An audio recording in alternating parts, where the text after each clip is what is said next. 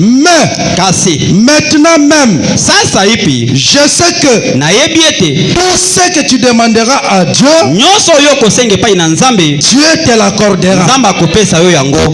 Jésus lui dit, Yesu ayebisi ye, ton frère résistera. ndeko na yo akosekwa. Je sais, lui répondit Marthe, Na yebi o Martha ya nolie qu'il y résistera à la résurrection au premier jour. ete akosekwa na mokolo ya lisiko na mokolo ya suka. Jésus lui dit, Pe Yesu ayebisi ye, je suis la résurrection et la vie. nazali liseko pe bomoi. Celui qui croit en moi vivra. Oyo azali kondimana na ngai akonyokoma. Quand même il serait mort. Atako akokufa akobika. Et quiconque vit et croit en moi Pe oyo akobika pe azali kondimela ngai ne mourra jamais. akokufa te.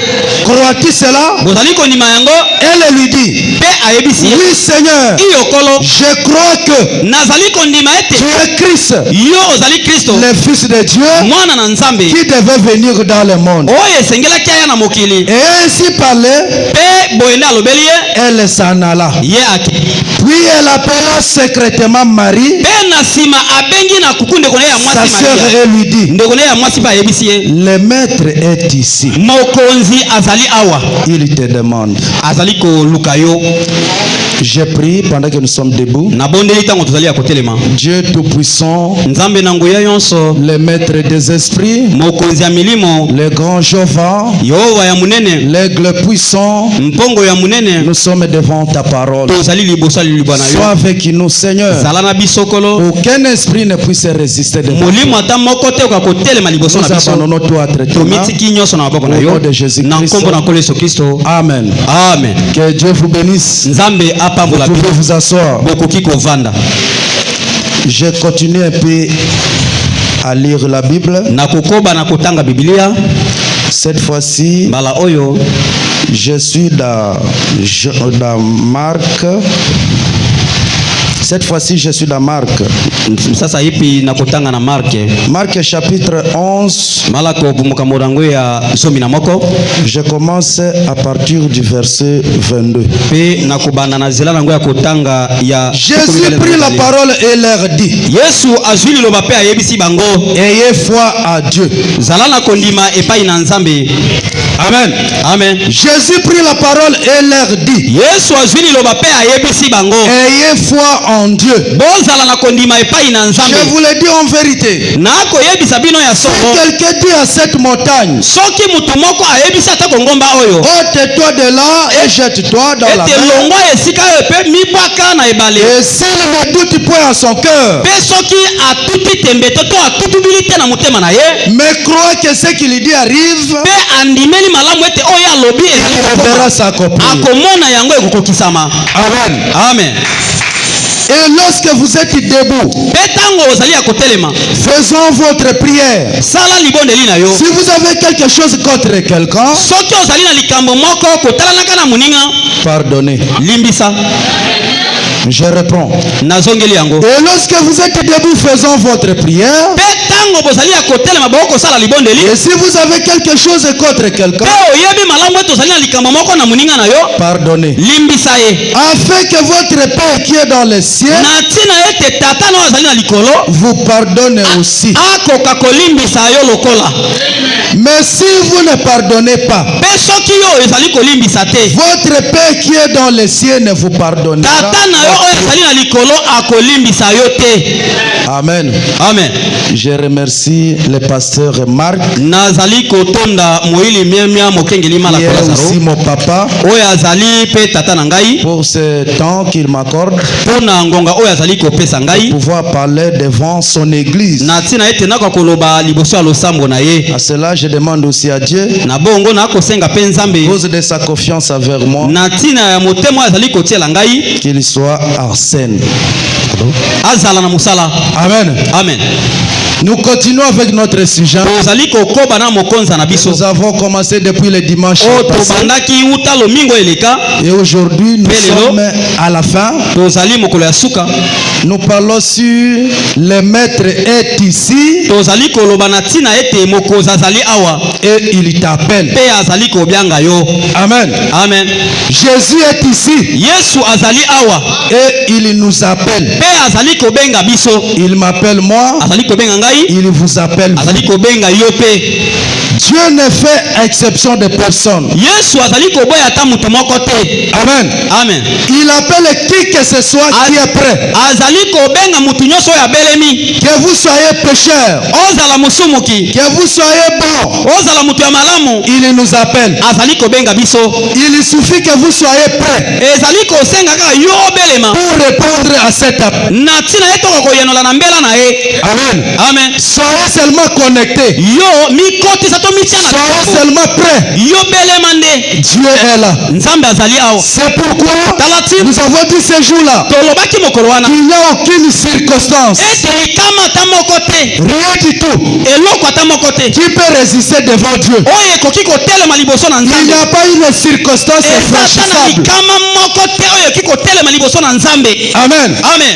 Le Dieu que nous avons cru, nzambe oyo api biso tondimela, le Dieu de William et Marion nzambe Branham, oyo ya William Maron Branham c'est un Dieu exceptionnel. azali nzambe oyo aleki banzambe nyonso. Il n'est pas n'importe qui. ye azali moto ya pamba te. Amen. Amen. Ah. Le Dieu de Branham, nzambe ya Branham c'est un Dieu exceptionnel. azali nzambe oyo azali likolo koleka. C'est un Dieu qui change qui que ce soit. azali nzambe oyo abongolaka mutu nyonso. Amen. Amen. Même si vous étiez un pécheur de haut niveau, ata kozalaka mosumuki ya mosanda ya likolo, une fois croire à ce message mbala kaka moko soko ndimeli sango oyo, pour être abandonné. nyonso esundwami. Même si vous aviez une pauvreté de la famille, ata kozalaka na kimobola ya libota, une malédiction familiale, elakelami mabe ya libota, dans ce message, na kati na sango oyo tout est fini. nyonso esili. Rien.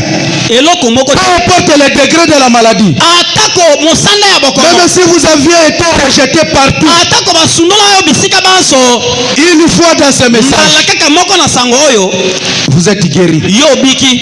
Toutes circonstances likama nyonso trouvent solution. ezwaki yano na yango. Amen. Amen. Il suffit seulement d'avoir la foi. ezali kosenga kaka kozala na kondima, Avoir la foi de là où vous êtes. kozala na kondima na esika oyo ozali, Avoir la foi de ce que vous avez cru. kozala na kondima na eloko oyo ndimela.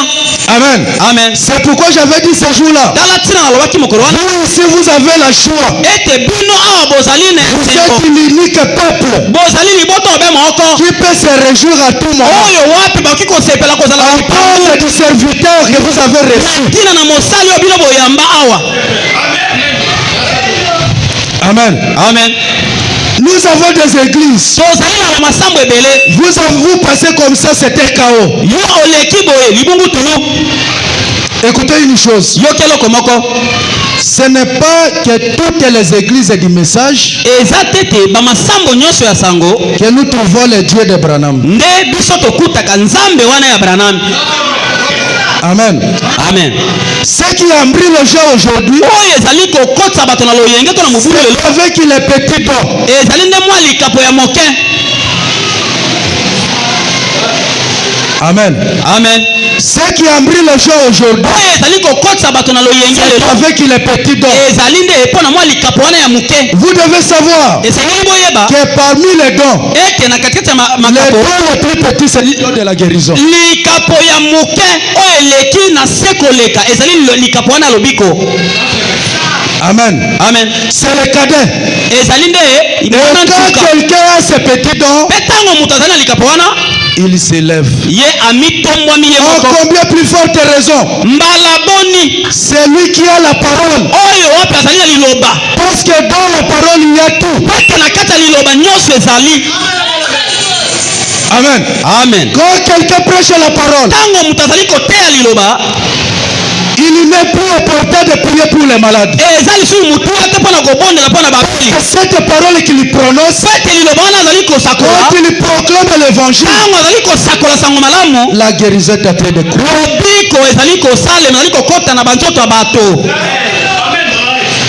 c'est pourquoi vous ici, vous avez marque. Vous êtes un peuple spécial. Relève tabernacle. Vous êtes un peuple spécial. Une église spéciale. Vous avez reçu un passé spécial. Frère Branham me dit, on peut m'appeler aujourd'hui que je suis flatteur. On ne peut pas adorer Dieu sans être flatté.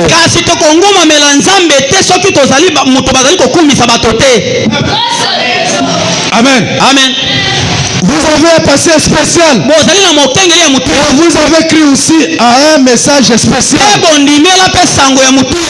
Un prophète spécial. Amen. Amen. Et frère Branham me dit, si quelqu'un respecte Dieu et il a la paix de Dieu, toute la nature respecte cet homme.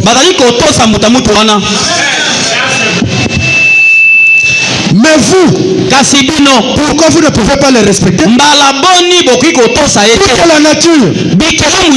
C'est pourquoi frère Branham un jour, il était en train de couper la pelouse. Il était en train de couper, d'arranger dans sa parcelle. Il y avait quelque chose là, on l'appelle ici, c'est mouche. C'est quelque sorte de mouche comme ça. Dans notre langue, on l'appelle komana.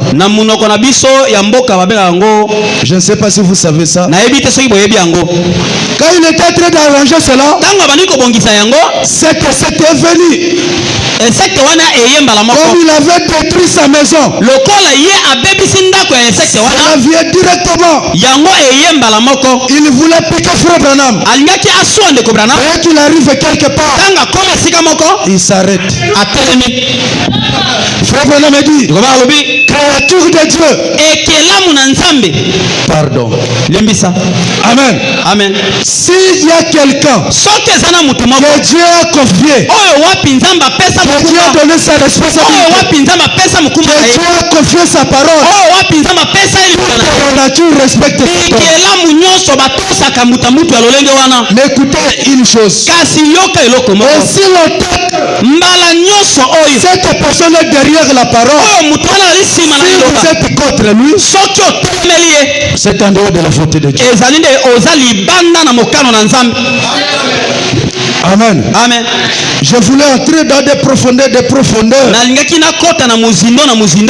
mais on n'est pas là. Quand il quitte la parole, pourquoi le frère Branham dit, il y a trois choses aujourd'hui. Il faut à telle sorte que les prédicateurs, les pasteurs s'éloignent de la parole. Amen. Amen. Il y a la popularité.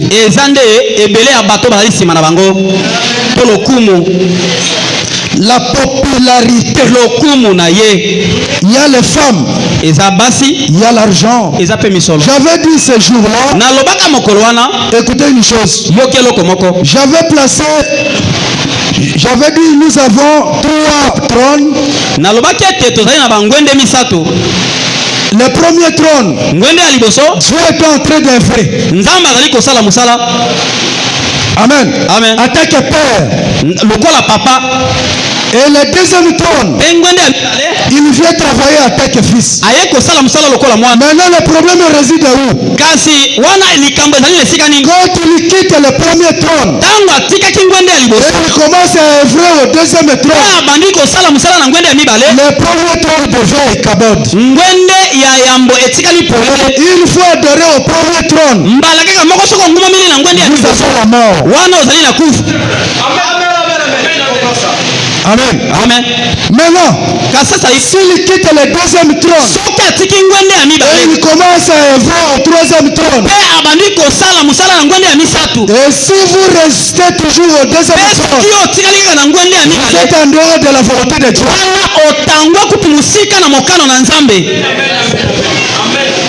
Amen. Amen. C'est pourquoi on adore Dieu là où il est. Lorsque Dieu se trouve, Dieu se trouve dans sa parole. Là où sa parole est répétée.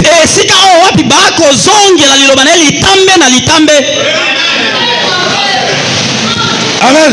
Amen.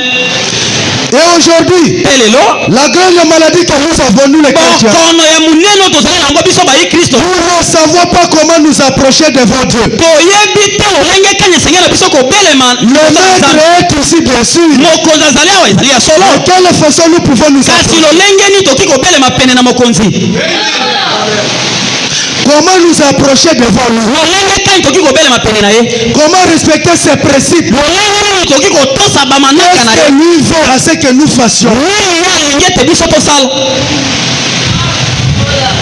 Vous allez remarquer, un frère, une soeur qui a déjà écrit le message, quelque chose arrive, il ne sait plus comment se positionner, il ne sait plus comment s'approcher devant Dieu, il ne sait plus à cause d'une simple circonstance, un petit problème, il ne sait plus s'approcher. Le frère Branham dit, chaque enfant qui vient devant lui, il doit passer par un petit test.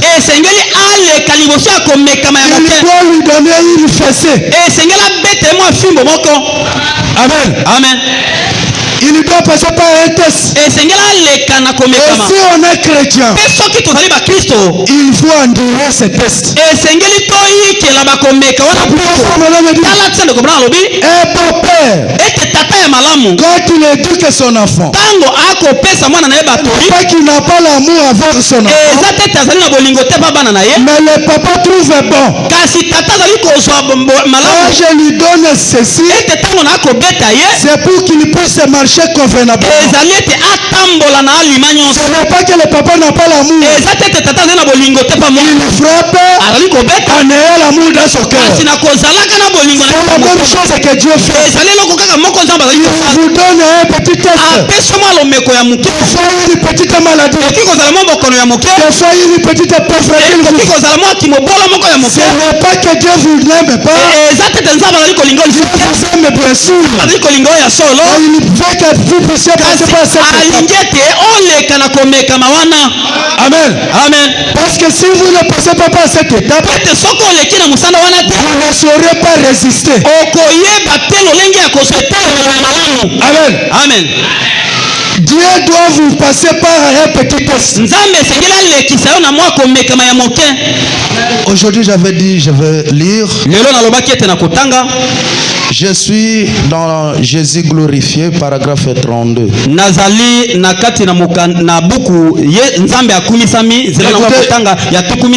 Écoutez, frère Branham.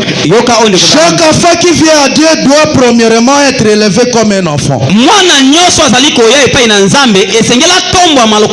Recevoir une petite fessée. Les choses allant de travers. Tout ce que vous faites ne marche pas. Vous faites ceci, c'est l'échec. Vous faites cela, ça ne va pas. Amen. Avez-vous déjà connu cela? Tous ceux qui ne peuvent pas supporter ces choses sont des enfants illégitimes.